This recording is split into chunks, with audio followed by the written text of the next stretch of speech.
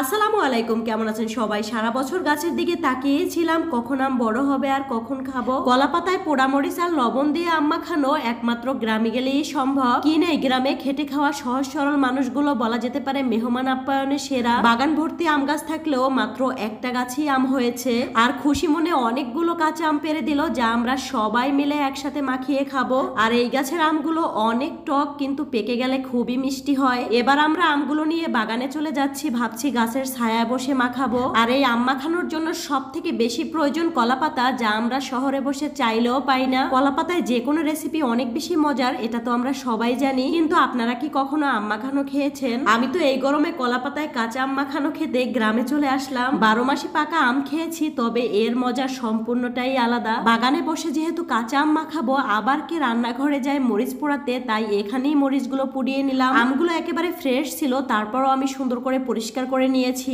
এবার আমি খোসা ছাড়িয়ে আমগুলো ছোট ছোট করে কেটে এই কলা পাতার উপরেই রেখে দিব। অনেকেই হয়তো বলতে পারেন ঘরে থালা বাসন সবকিছু থাকার পরেও আপনি কেন কলা পাতায় আম মাখাচ্ছেন? হাজারো কাজের মাঝে আমার তো স্কিন কেয়ার ছাড়া চলেই না। যে বিউটি পার্ল কম্বোটি আমি ব্যবহার করে এত উজ্জ্বল দাক্ষিণ ত্বক পেয়েছি, এটাই আপনাদের সাথে শেয়ার করব। প্রথমেই আমি ফেস ওয়াশ দিয়ে মুখটা ভালো করে পরিষ্কার করে নেব। আর এই কম্বোটি ব্যবহার করলে মুখের মেস্তাক দাগ থেকে শুরু করে যে কোনো কালো দাগ দূর হয়ে যাবে। ফেস ওয়াশ দিয়ে মুখ ভালো করে পরিষ্কার করে এবার আমি ব্যবহার করব বিউটি পার্লার ডে ক্রিম। নিয়ম মেনে এই কম্বোটি ব্যবহার করলে অল্প বয়সে ত্বকে ভাঁজ পড়া এবং বলিরেখা দূর হবে। সাথে কিন্তু বিউটি পার্লার একটা নাইট ক্রিমও আছে। আর এই প্রোডাক্টগুলো কিন্তু ছেলে মেয়ে উভয় ব্যবহার করতে পারবেন। আর এই কম্বোটি আমি নিয়েছি বিউটি হেভেন ফেসবুক পেজ থেকে। ভাইয়াদের পেজ লিংক আমার ভিডিওর উপরে দেওয়া থাকবে। ঝালঝাল ভর্তা কিন্তু সবাই পছন্দ করে, যার কারণে আমি একটু বেশি করে মরিচ নিয়েছি। আর জামাই বলেছে একটু কাঁচা পেঁয়াজ দিতে, যেটা আমি কোনো দিনও দিই নাই, আর আজকে প্রথমবারের মতো দিলাম। জানি না আজকে কি ভর্তা খেতে পারবো নাকি জামাই একাই খাবে। ছোটবেলা তো একটু লবণ আর মরিচ নিয়ে সোজা বাগানে চলে যেতাম, আর গাছ থেকে আম পেরে ওইভাবেই খেয়ে নিতাম।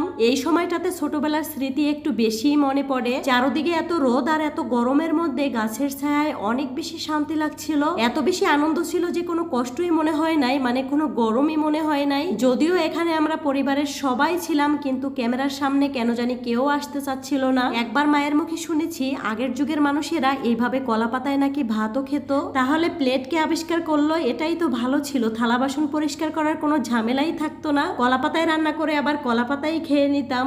আসলে প্রকৃতির সবকিছুই অনেক বেশি সুন্দর, কি আর বলবো। আমরা তো সবাই অনেক সুন্দর করে আম মাখিয়ে নিয়েছি, আর আমি একটু একটু করে সবাইকে দিচ্ছিলাম, আর এত বেশি মজা হয়েছে।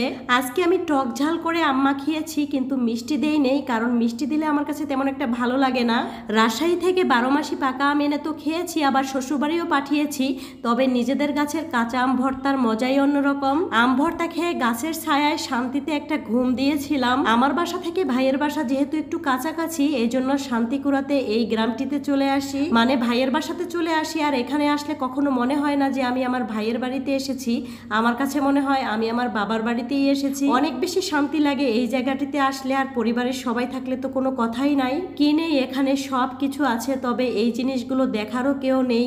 নিজেদের গাছের কত ফ্রেশ কলা দেখেন কিভাবে পড়ে আছে। ছোটবেলা থেকেই গ্রাম আমি অনেক বেশি পছন্দ করি, কিন্তু কাজের ক্ষেত্রে শহরে থাকতে হয়। তবে ইচ্ছা আছে আমি কোনো একটা দিন গ্রামেই থাকবো, আমার ছোট্ট একটা বাড়ি হবে তখন। আর আজকের এই দিনটাতে এত বেশি রোদ ছিল আর অনেক বেশি গরম ছিল, তবে জামাই আরো কিছু আম পাড়িয়েছিল, যেগুলো আমরা বাসায় নিয়ে যাব, আর বাসায় গিয়ে আমের শরবত বানাবো। কাঁচা আমের শরবত কোন কোন আপুরা খেয়েছেন, আমি কিন্তু অনেক বেশি পছন্দ করি। আজকেই বানিয়ে নিতাম, কিন্তু হাতে তেমন একটা সময় ছিল না, যার কারণে ওই শরবতটা আর বানাতে পারি নাই। যাই হোক, তো আজকের ভিডিওটি এ পর্যন্ত। সবাই ভালো থাকবেন।